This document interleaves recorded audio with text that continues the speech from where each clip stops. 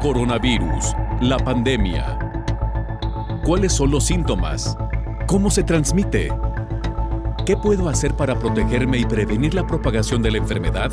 Nuevo padecimiento que ha encendido las alarmas de los sistemas de salud. Coronavirus, la pandemia. Bienvenidos a un programa más de Coronavirus, la pandemia. Les recordamos que esta es una producción de la Universidad de Guadalajara que se transmite desde el foro de Canal 44, la señal de todos, y que llega a México y América Latina gracias a la señal de las televisoras públicas que se suman a esta emisión. Nuestras formas de hacer contacto, @Canal 44 TV en Twitter y Facebook, o nos pueden mandar mensajes, comentarios, preguntas, dudas a través de WhatsApp en el 33 22 42 06 90. Iniciamos, como todos los días, con el reporte habitual desde la sede de la Organización Mundial de la Salud. En esta ocasión es nuestro compañero Pablo Gómez quien nos informa. Hola, ¿qué tal? Buenos días, Belén. Buenos días a todo el auditorio de Canal 44. La COVID-19 ha provocado cerca de los 24 millones de contagios en todo el mundo y sobrepasan ya los 820.000 fallecidos a nivel global, según los últimos datos oficiales facilitados por la Organización Mundial de la Salud. Más de 177.000 de esos muertos corresponden a Estados Unidos, más de 116.000 a Brasil, casi 61.500 a México y unos 1.000 menos a la India. Estados Unidos, Brasil y la India también continúan encabezando el ranking de países con más casos, 5,71 millones, 3,66 y 3,31 millones respectivamente. Si observamos estos datos por regiones, América, con más de 12,7 millones de contagiados y más de 450.000 fallecidos, sigue siendo la más afectada. Le sigue Europa, con 4,06 millones de positivos y 217.000 muertos, el sudeste asiático, que tiene 3,82 millones de positivos y casi 72.000 fallecidos, y el Mediterráneo oriental, con 1,86 millones de casos y unos 50.000 muertos. África, por su parte, ya se sitúa por encima del 1.000.000 de positivos, mientras el epicentro continental de la pandemia se sitúa aún en Sudáfrica, país con más de la mitad de los contagios en la región, ya que tiene más de 613.000. El siguiente país africano es Egipto, con menos de 100.000 casos. La directora para África de la Organización Mundial de la Salud, Matshidiso Moeti, destacó que las acciones concertadas de los países, con el apoyo de la OMS y de otros socios, han evitado la catástrofe vaticinada en las primeras proyecciones para la región. De hecho, la tasa de letalidad del coronavirus en el continente es de 2,3% y esto es bastante inferior a la media mundial, que es en estos momentos cercana al 4%.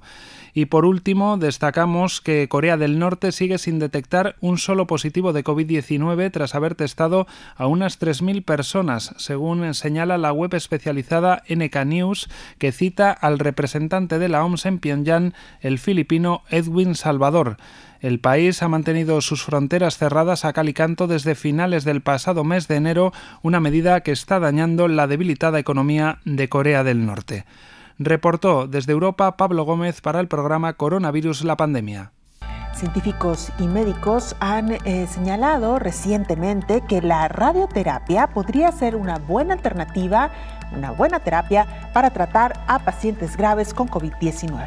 Al menos hay 16 ensayos clínicos para probar la radioterapia en pacientes con COVID-19, de acuerdo con el sitio Clinical Trials. Un par de ellos es el impulsado por el Hospital de Cáncer Arthur G. James de la Universidad Estatal de Ohio. En su portal, los especialistas explican que investigaciones previas han demostrado que la radiación de dosis baja en todo el pulmón en forma de rayos X puede tratar eficazmente la neumonía grave con efectos secundarios mínimos. Para este estudio, los investigadores proporcionarán una forma de radioterapia que utiliza rayos X de alta energía para apuntar a los pulmones y reducir la inflamación causada por el virus. Por lo general, se administra en dosis considerablemente más altas para tratar cánceres. Agregar un solo tratamiento de rayos X en una dosis baja a los pulmones podría reducir la inflamación, lo cual podría ayudar al paciente a respirar sin el uso de ventiladores, explicó Arnav Chakrabarty, presidente del Departamento de Oncología Radioterápica de la universidad. El primer ensayo, llamado PREVENT, es para pacientes con COVID-19 que aún no requieren una intervención respiratoria mecánica, pero que experimentan dificultad respiratoria grave. El estudio involucra hasta 20 hospitales en los Estados Unidos. El segundo ensayo,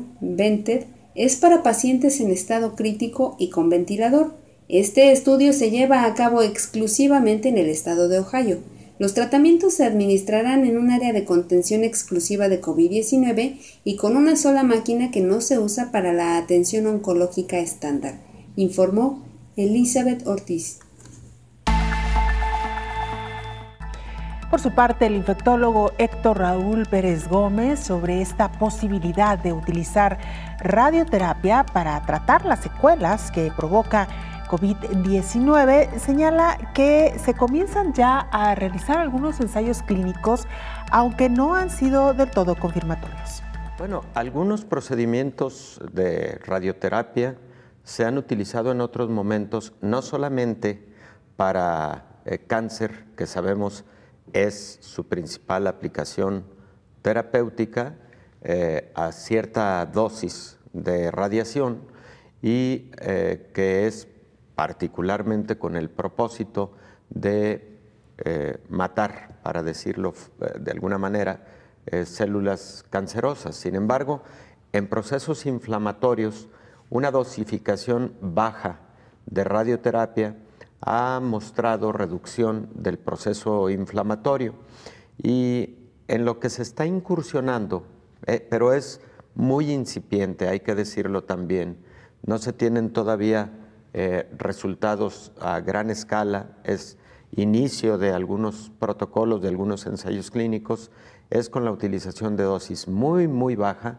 para pacientes que tienen mucha patología pulmonar derivada de COVID, para pacientes que tienen mucho proceso inflamatorio por neumonía relacionada con COVID, y es precisamente con ese propósito, un propósito antiinflamatorio. Sería como un coadyuvante a todas las demás medidas que se vienen implementando, como es el uso de corticosteroides, metilprednisolona o dexametasona, la utilización de heparinas de bajo peso molecular cuando se trata de un proceso inflamatorio, además trombótico, en los campos pulmonares. Se está incursionando, insisto, es muy temprano, no podríamos todavía decir algo contundente con respecto a esto, pero qué interesante, porque hay que darle seguimiento a estos ensayos clínicos y verlos como alguna alternativa. Fíjate, Belén, hay algo muy interesante ahí. Se tiene que identificar perfectamente bien la dosificación, también porque un objetivo que quizás deberá identificarse en terapéuticas de esta naturaleza sería la reducción en el riesgo de fibrosis pulmonar a mediano y largo plazo. Hay estudios en las últimas semanas, y aquí lo decíamos también de forma muy temprana, que era muy posible que una de las secuelas en COVID-19 fuera a ser fibrosis pulmonar. Los estudios iniciales, alrededor de abril, mostraban que en algunos países asiáticos, específicamente China, estaban teniendo entre 3 y 5% de fibrosis pulmonar después de un episodio de COVID. No, parece ser más alto, lamentablemente. Con casuísticas más grandes en todo el mundo se está identificando que hasta el 10% de los pacientes con COVID-19 que han requerido, por ejemplo, oxigenoterapia y que por lo tanto tuvieron mucho impacto pulmonar, van a desarrollar fibrosis, casi independientemente de la edad. Entonces, ¿qué es lo que debemos visualizar para el futuro inmediato? Lo que debemos visualizar es que las terapéuticas que se van implementando en los ensayos clínicos tengan algunos objetivos extendidos. No solamente la reducción en la mortalidad, no solamente la reducción en la estancia hospitalaria, no solamente la reducción de la necesidad de ventilación mecánica asistida o el tiempo de duración de la ventilación mecánica asistida, sino también a mediano y largo plazo el riesgo de desarrollar fibrosis pulmonar. También esos deben ser objetivos incluidos en los ensayos clínicos. Lo que va a estar haciendo falta por ahí es la terapéutica post-COVID en este tipo de pacientes temprana, con fármacos quizás antifibróticos.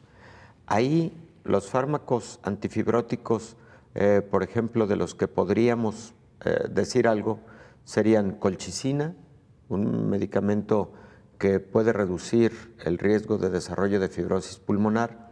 Tendría que estudiarse porque se ha estudiado para otras patologías como fibrosis hepática. Y otro fármaco que, por cierto, su utilización inicial hace varios años fue precisamente en fibrosis pulmonar. Después, algunos investigadores lo han estudiado para fibrosis hepática, pero originalmente fue para fibrosis pulmonar y me refiero a perfenidone. Entonces van a ser fármacos interesantes de analizar, sobre todo con este objetivo de que un porcentaje menor tenga fibrosis pulmonar, porque es una modificación muy importante a la calidad de vida. Imagina tú que un paciente de 45 años de edad que tiene un COVID grave, un COVID en fase crítica, salva la vida por la terapéutica implementada, etcétera, pero queda con fibrosis pulmonar, queda con limitación, incluso a veces puede ser severa y puede ser limitación para actividades cotidianas. Hacemos una pausa brevísima, regresamos con más.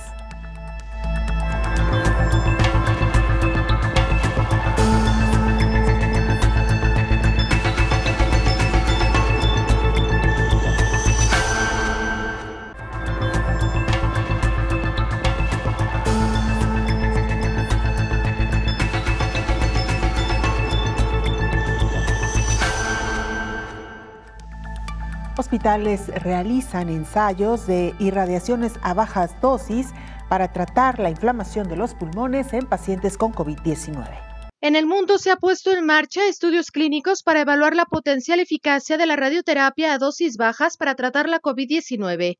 Y es que la radiación a dosis bajas fue un recurso utilizado en pacientes con neumonía durante las primeras décadas del siglo XX, una práctica que cayó en desuso con la llegada de los primeros antimicrobianos. Ahora, 100 años después, vuelve a rescatarse como una posible opción para tratar la neumonía por el coronavirus SARS-CoV-2. Por ejemplo, la Sociedad Española de Oncología Radioterápica señaló que el uso de la radioterapia a bajas dosis podría ser útil en el tratamiento de las complicaciones inflamatorias respiratorias producidas por las neumonías asociadas a la COVID-19, basándose en un estudio publicado por la revista científica The Lancet. Otros países que han iniciado con estos ensayos son Estados Unidos, Italia e Irán, para investigar la eficacia de esta terapia. Según los estudios, se ha conocido el beneficio que las dosis bajas de radiación producen a nivel antiinflamatorio en el ser humano, siendo un tratamiento que se administra de forma no invasiva y que a dosis bajas prácticamente no tiene efectos secundarios. Este estudio, ya en marcha en varios hospitales de España, va a tener una primera fase exploratoria en la que se van a incluir 10 pacientes en cada uno de los centros para evaluar la eficacia de la irradiación pulmonar a baja dosis como tratamiento coadyuvante en la neumonía intersticial en pacientes de COVID-19 y en la que se espera una mejora en la capacidad ventilatoria de al menos 30%, medida a las 48 horas del tratamiento, con respecto a medición basal pre-irradiación, informó Rocío López Fonseca. Esta semana, nuestro compañero Jorge Bañales, corresponsal de la agencia EFE en Washington, nos presentaba el siguiente informe. Buenos días a todo el auditorio de Canal 44. 6 meses después de la llegada del coronavirus a Estados Unidos y cuando se han registrado más de 5.700.000 casos, y han muerto casi 177.000 personas por COVID-19, el país continúa sin una estrategia unificada para contener la pandemia. Los colegios y universidades que abrieron sus puertas más temprano para el retorno de los estudiantes, profesores y empleados han registrado en la última semana un incremento de los casos positivos de infección con el virus. Y las familias con hijos más jóvenes ponderan si los enviarán a la escuela cuando se inicie el año lectivo en las próximas 2 semanas. El impacto económico de la pandemia se ha tornado más grave para unos 16 millones de personas que han dejado de percibir un subsidio por desempleo creado en marzo, ya que los demócratas y los republicanos en el Congreso no se han puesto de acuerdo sobre el programa. El presidente Donald Trump ha autorizado de manera apresurada y justo antes de la apertura de la Convención Nacional del Partido Republicano el uso de plasma sanguíneo de personas convalecientes de COVID-19 como tratamiento para paliar la enfermedad. Los expertos médicos señalan que la terapia no se ha probado de manera adecuada. Para complicar el panorama, 2 tormentas tropicales amenazan los estados en la costa del Golfo de México y en el norte de California. Los residentes bregan para evacuar a salvo sus hogares mientras se extienden los incendios forestales. Reportó desde Washington Jorge Bañales de la agencia EFE para el programa Coronavirus, la pandemia. Esta semana también tuvimos la oportunidad de charlar con el neumólogo Gerardo Rojas Sánchez, quien refiere que los primeros estudios de radioterapia fueron para tratar neumonía. Sin embargo, podrían ser hoy una alternativa para tratar a pacientes graves con COVID-19. El uso de la radioterapia, evidentemente no es algo nuevo. Es muy probablemente que antes de la terapia antiviral, los primeros datos que tenemos del manejo de las neumonías virales fue precisamente en los años 40 del siglo pasado. Entonces, de tal manera que, bueno, es como volver otra vez al pasado, a revivir un viejo tratamiento, o llamaríamos un nuevo viejo tratamiento, ¿no? Entonces, esto es algo importante que destacar, porque los primeros estudios, de hecho, datan de 1943, donde se publicaron los primeros 3 estudios, donde ya, evidentemente, había algunos datos interesantes en relación a al manejo de los pacientes con neumonías virales. ¿Sí? Y estoy haciendo un poquito atrás porque los antibióticos nacen después del año 45 y posteriormente en los 50 aparecen los primeros antivirales. Entonces, bueno, es algo importante. ¿Qué opino yo de la radioterapia a dosis bajas? Pues bueno, para empezar, las dosis bajas de radioterapia, en mi opinión, no son de alguna manera, no tendría que tener algunos efectos adversos en las cuales ocurre pues con la radioterapia para el tratamiento del cáncer, por ejemplo, ¿no?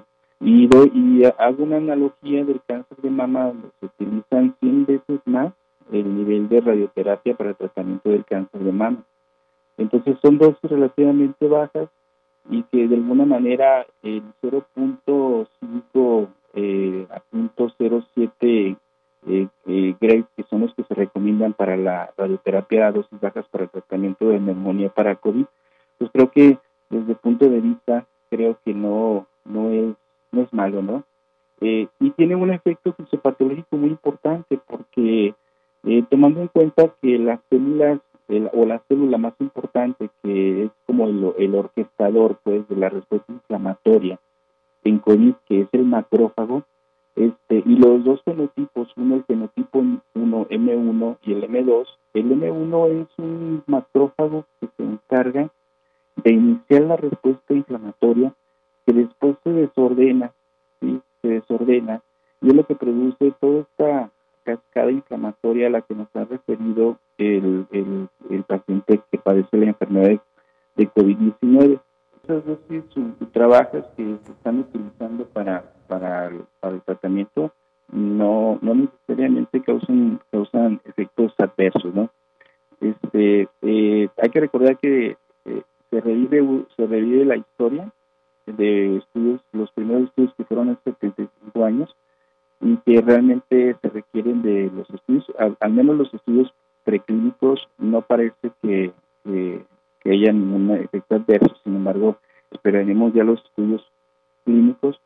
Y bueno, yo creo que tendría que ver este riesgo que puede producir las radiaciones, identificando primeramente cuál sería la dosis óptima, ¿sí? Cuál sería el mejor momento, el momento más oportuno, el número de fracciones para la radiación y el volumen a irradiar. Yo creo que esto sería muy importante y en el futuro pues ver cuál sería el riesgo-beneficio de este tratamiento, ¿no?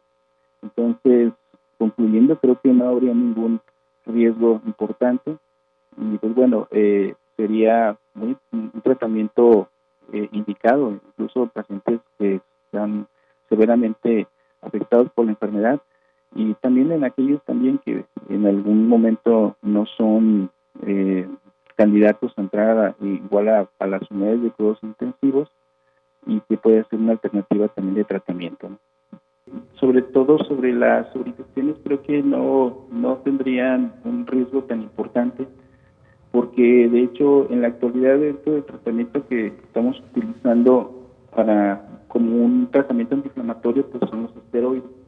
Entonces creo que las dosis bajas de radioterapia no cumplirían pues al menos con ese criterio, porque son relativamente muy bajas, como usted lo acaba de mencionar.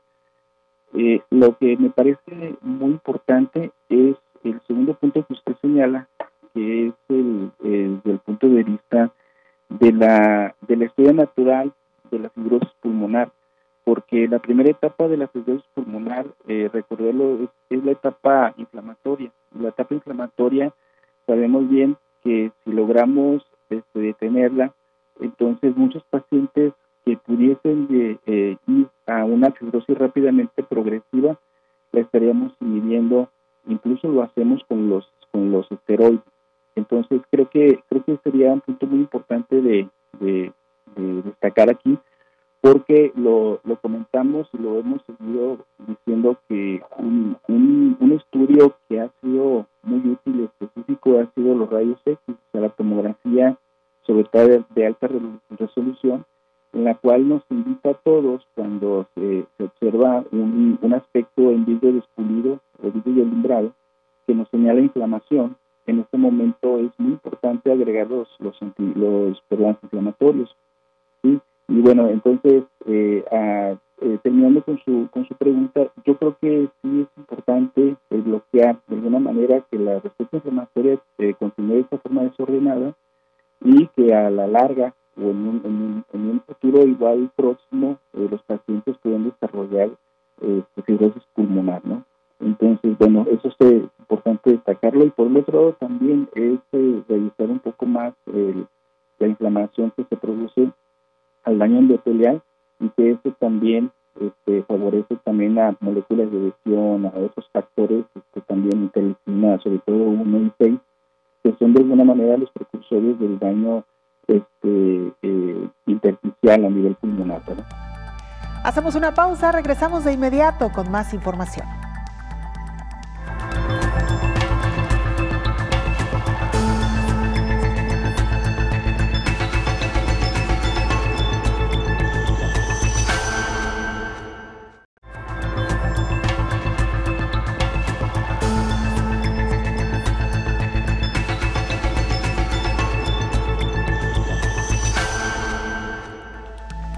Desde finales del año pasado, el mundo ha centrado su atención en COVID-19 y el virus que provoca esta enfermedad, el SARS-CoV-2.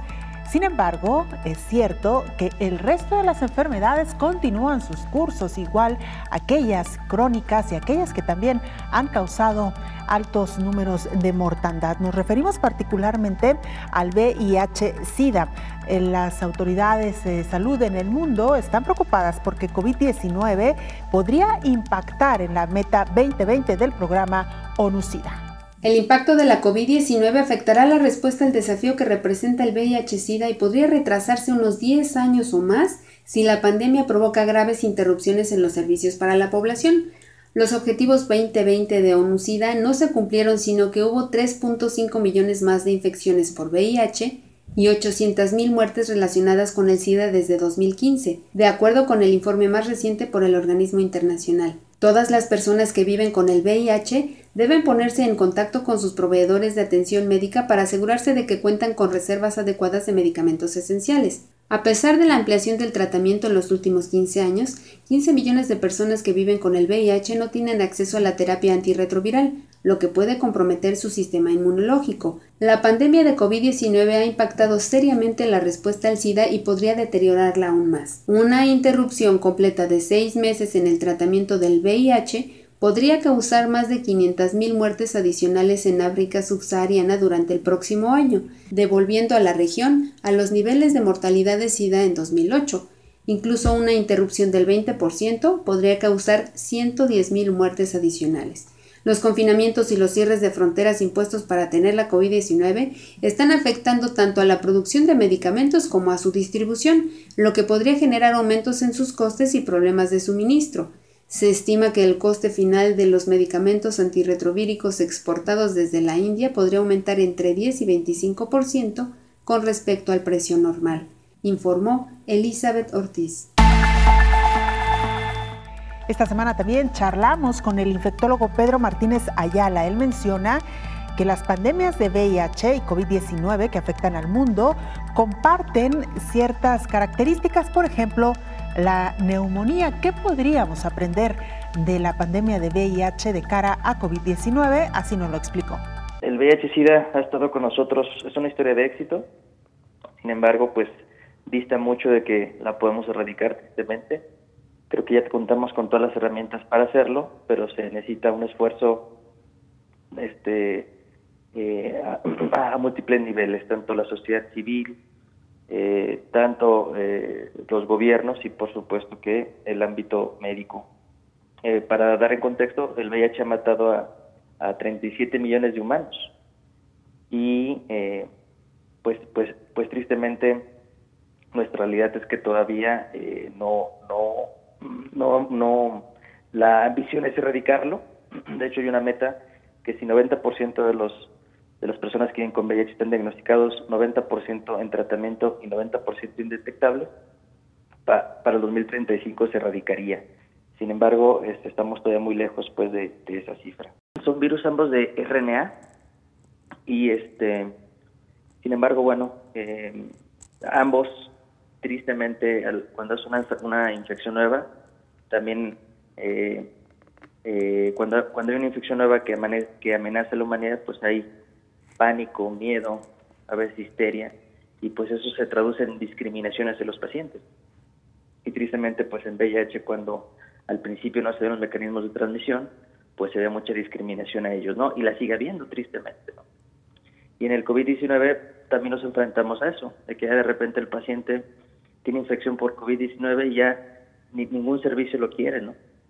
Eso es extremadamente triste porque lo vemos de forma cotidiana. Afortunadamente, con el paso de los meses, conforme existe información y más evidencia, se pierde también ese miedo infundado, pero sin duda la discriminación es un punto en que convergen a ambas en algún momento, virus de RNA y pues virus que finalmente tienen un potencial de diseminarse de forma amplia y ocasionar pandemias, ¿no? Son las coincidencias más evidentes. De hecho, lo vemos en estos meses, lo hemos visto literalmente, que no solo en VIH sino en todas las demás enfermedades, pues se ha postergado la atención y sin duda gran parte del camino ganado pues era todo el apoyo para lograr una distribución más equitativa del tratamiento antirretroviral, de dar tratamiento antirretroviral accesible a los grupos más vulnerables y pues evidentemente con esta devastación económica por el COVID, claro que amenaza que los antirretrovirales pueden llegar a los grupos más vulnerables sin duda, y lo hemos estado viendo. En estos meses de pandemia, literalmente a los pacientes era muy difícil hacerles carga viral, darles su cita de seguimiento. Sin duda, los pacientes que viven con el VIH pues sufrieron de forma, aunque no les dio COVID, pero sufrieron de forma indirecta los estragos de la pandemia. Pues esas metas, esa ambición de lograr que el 90% estén diagnosticados, 90% en tratamiento y 90% indetectables, pues sea menos. Si era difícil esa meta para el 2035, seguramente se va a tener que postergar mientras no haya el control del COVID-19. Pero lo reportaban en literatura internacional, los pacientes que están controlados de VIH no parecen tener mayor riesgo. Incluso hay un estudio muy grande publicado en Annals de Medicina Interna de más de 70,000 pacientes con VIH, que incluso los que tenían el esquema de base de tenofovir empiristabina tuvieron menor incidencia y severidad de COVID-19. Entonces, en ese sentido, sí, los pacientes controlados no parecen que tengan un mayor riesgo de COVID-19 que la población general. Recordemos, para el auditorio, un paciente controlado de VIH es un paciente indetectable, es decir, que no tenga virus en sangre y que tenga generalmente más de 200, idealmente más de 350 CD4. Entonces, realmente, los pacientes bien controlados de VIH parece que no tienen un riesgo mayor que la población general de sufrir COVID-19 o de tener presentaciones más graves. Eso lo he reportado y lo vivido desde marzo, que hemos estado ahí en la pandemia, en la unidad COVID del Hospital Civil. Hasta el momento, yo creo que hemos tenido menos de 5 pacientes que viven con VIH. Y lo cual eso pues concuerda con lo descrito internacionalmente. Y lo que sí es que los pacientes descontrolados sí tienen más riesgo tanto que de adquirir el COVID como de un desenlace adverso. Y sí, los que hemos hospitalizado de VIH por COVID son pacientes sin tratamiento antirretroviral y evidentemente con CD4 bajos. Por su parte, el infectólogo Héctor Raúl Pérez Gómez ha puesto el acento en la necesidad de no descuidar a los pacientes con VIH-Sida en sus consultas y también en el suministro de medicamentos. Esto porque, lo decíamos, la atención de la salud mundial, de la salud médica, se ha centrado hoy por hoy en COVID-19. El caso de los pacientes con VIH, que lamentablemente en todo el mundo se han visto con menos consultas porque acuden menos a los hospitales, porque incluso frecuentemente esa es la recomendación que reciben, y algunos países, lo ha alertado la Organización Mundial de la Salud, han reducido la cantidad de fármacos antirretrovirales y algunos pacientes se han visto en dificultad para adquirir estos fármacos.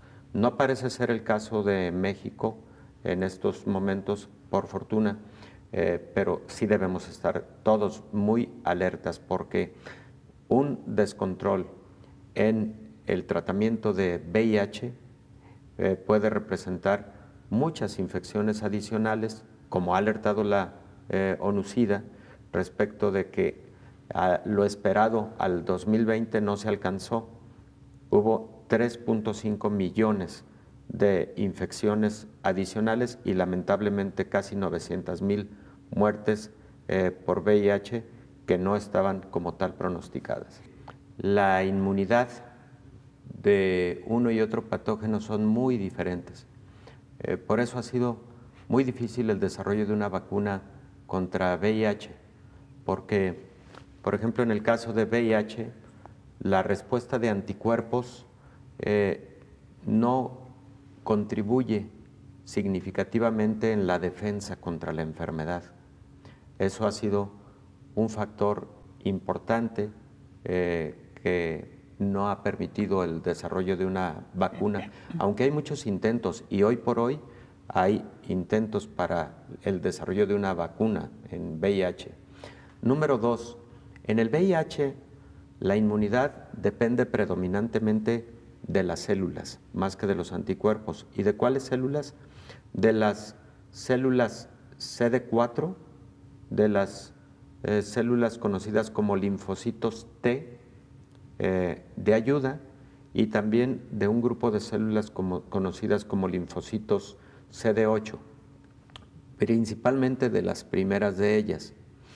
Ahí, lamentablemente, el blanco celular de VIH es el propio linfocito CD4, Es decir, al VIH, más que gustarle otras células, sí, particularmente las que ataca y en las que se reproduce, es en los macrófagos y en los linfocitos CD4. De hecho, el receptor para que entre VIH a la célula que va a infectar es el receptor CD4, al igual que para COVID, para SARS-CoV-2, el receptor es la enzima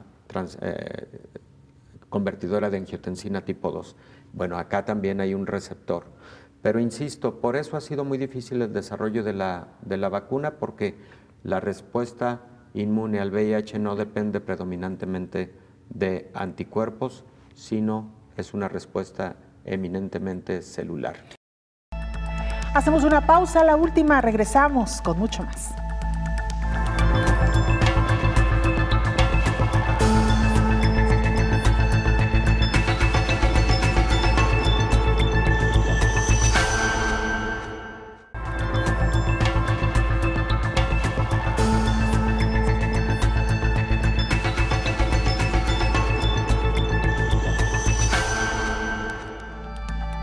La carga y perturbación de los sistemas sanitarios para enfrentar al nuevo coronavirus ha derivado en la interrupción de programas de prevención y servicio en enfermedades comunes como tuberculosis, VIH y hepatitis. La Organización Panamericana de la Salud recordó que 73 países han advertido que corren el riesgo de que se agoten las existencias de medicamentos antirretrovirales como consecuencia de la pandemia de COVID-19, según una nueva encuesta realizada por el organismo internacional. Hasta julio pasado, se habían recibido notificaciones de 24 países para informar bien de la bajada a niveles críticos de las reservas de antirretrovirales o bien de alteraciones en el suministro de estos medicamentos que salvan vidas. Se estima que en 2019, 8.3 millones de personas contaban con tratamientos antirretrovirales en los 24 países que actualmente adolecen de escasez de suministros. Esto representa aproximadamente un tercio, el 33% de todas las personas en tratamiento contra el VIH a nivel mundial. Si bien no existe una cura para esta infección, los tratamientos pueden controlar al virus y prevenir la transmisión sexual a otras personas. Entre las causas citadas en la encuesta se encuentra la incapacidad de los proveedores para entregar a tiempo los fármacos y el cierre de los servicios de transporte terrestre y aéreo, junto con el acceso limitado a los servicios de salud dentro de los países como consecuencia de la pandemia de la COVID-19, informó Rocío López Fonseca. Naomi Mesa es nuestra compañera reportera de STV Telebásica en Honduras. Nos presenta la siguiente información. Un saludo para ti, Belén, y para toda la audiencia de Canal 44 desde Honduras. Tras 5 meses de haber recibido los 2 primeros casos de COVID-19 en el país, lamentablemente ya hemos sobrepasado los 54.500 casos positivos. Nos alegramos informar que más de 8.500 personas se han logrado recuperar con éxito. Sin embargo, lamentamos el deceso de más de 1.600 compatriotas. De los casos activos, se encuentran en este momento 886 hospitalizados. De estos, 661 están en condición estable, 178 en condición grave y 47 en cuidados intensivos. La alerta roja y el toque de queda para todo el territorio hondureño se extiende hasta el 6 de septiembre. Las medidas de circulación segmentada continúan y se sigue tomando en cuenta el último dígito de identidad. Sin embargo, este pasado fin de semana, continuando con la reapertura económica y promoviendo el turismo dentro del país, se decidió permitir la circulación los fines de semana, siempre tomando en cuenta el último dígito de identidad. De la misma manera, se puede circular presentando una reservación previa del lugar de destino, obligatoriamente con fecha de ingreso y de salida del mismo. Es por esto que el calendario de salida se modificó a 2 dígitos por día de lunes a viernes, para que las personas puedan realizar sus trámites gubernamentales sin ningún problema cuando su día de salida sea un sábado o un domingo. Poco a poco la economía va retornando a sus labores habituales. Es el caso del transporte interurbano, que ya se han habilitado las rutas entre Tegucigalpa, San Pedro Sula y Choluteca. La semana pasada comenzó el pilotaje de los vuelos internacionales en el país y el pasado 22 de agosto hizo su llegada el primer vuelo a las Islas de la Bahía. Hoteleros de Roatán aseguraron estar preparados para recibir a los turistas estadounidenses, que previamente debieron haber presentado su prueba de COVID negativa, realizada al menos 72 horas antes de abordar para poder entrar a la isla. dejando un registro en una base de datos digital de su visita. Se espera también otro vuelo internacional para el 1 de septiembre, esta vez de una aerolínea canadiense. Los comercios no han sido los únicos beneficiados con esta reapertura gradual y permisos de salida los fines de semana, ya que las iglesias y templos también abrieron sus puertas a los feligreses este domingo, celebrando la misa con las respectivas medidas de bioseguridad que se han venido tomando desde el inicio de la fase de reapertura económica. Les recordamos a todos los hondureños y a los países afectados que por su seguridad y la de nuestras familias sigan las medidas de bioseguridad y que lo mejor es quedarse en casa. Para Coronavirus la Pandemia, informó Naomi Mesa de STV Telebásica. Esta semana conocimos de al menos 3 casos de reinfección por COVID-19 en el mundo, lo cual volvió a encender las alarmas y a cuestionar la inmunidad que hoy por hoy está generando SARS-CoV-2. El infectólogo Héctor Raúl Pérez Gómez nos hablaba sobre este fenómeno de reinfección y por qué quizá la noticia no debería ser tan alarmante. En China y particularmente en Hubei, de posible reinfección, no debe ponernos en alerta, pero no debe extrañarnos este hallazgo, por lo siguiente: en diversas enfermedades infecciosas en las que se desarrolla inmunidad, puede ocurrir reinfección, pero es diferente reinfectarse que tener de nueva cuenta la enfermedad. En rubiola, por ejemplo, puede existir inmunidad, ya sea porque a través de la enfermedad se generó dicha inmunidad o a partir de vacunación. Sin embargo, se encuentran luego personas en las que se identifica el virus de la rubiola en las vías respiratorias, por ejemplo, a través de pruebas moleculares, y esto no significa que se desarrolle la enfermedad. Posiblemente ocurra una infección local en la vía respiratoria, pero precisamente ahí está la respuesta inmune para evitar que entonces exista replicación virológica en las células inicialmente infectadas y por lo tanto se desarrolle la enfermedad de manera sistémica. Eso es lo que puede llegar a empezar a ocurrir con COVID-19, porque lo que ocurrió con este paciente de 33 años de edad es efectivamente le realizan de nuevo una prueba de PCR en exudado nasofaríngeo, resulta positiva, aparentemente con una cepa que predomina en Europa y en particular en España, lo cual sugiere que se infectó en este viaje que hace a España. Pero el paciente está asintomático, independientemente de sus 33 años de edad, que lo hacen de alta probabilidad para estar asintomático. Pero también lo que pudo haber ocurrido es que su inmunidad previa respondió a esta nueva infección y no permitió el desarrollo de la enfermedad, insisto, de manera sistémica y particularmente con inflamación pulmonar, neumonía, etc. Aquí será muy interesante identificar de nueva cuenta si a partir del hallazgo del PCR positivo de este paciente se encontraron una importante cantidad de anticuerpos que fueran anticuerpos desarrollados a partir de la infección inicial. Número 2, células de memoria inmune, particularmente linfocitos T, y eso se puede indagar en el laboratorio, porque eso entonces puede sugerir que, número 1, el paciente sí se reinfectó, sí, pero que inmediatamente montó la respuesta inmune o despertó de nueva cuenta su respuesta inmune especializada y por lo tanto se pudo contener la infección de manera oportuna. Entonces, no nos extrañe que eso pueda ocurrir.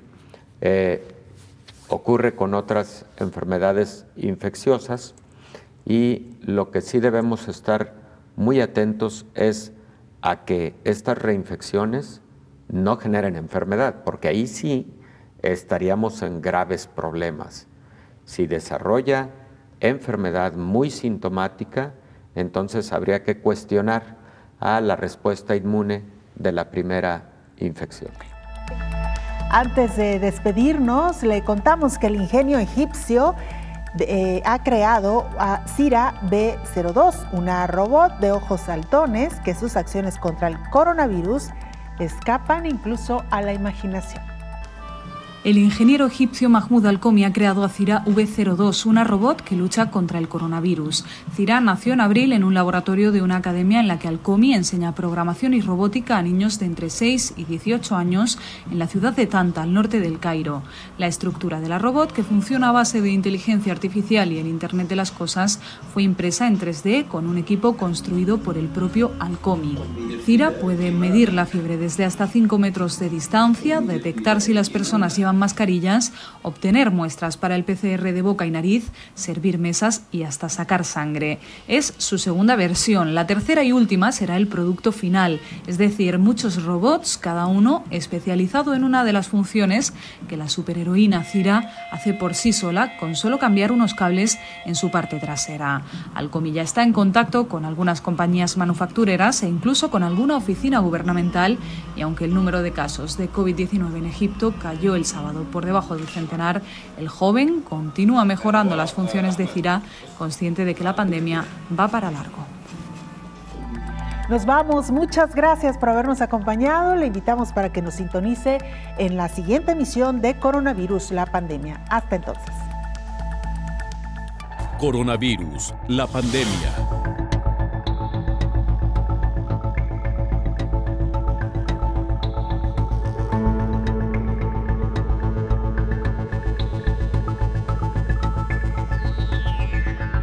Coronavirus, la pandemia.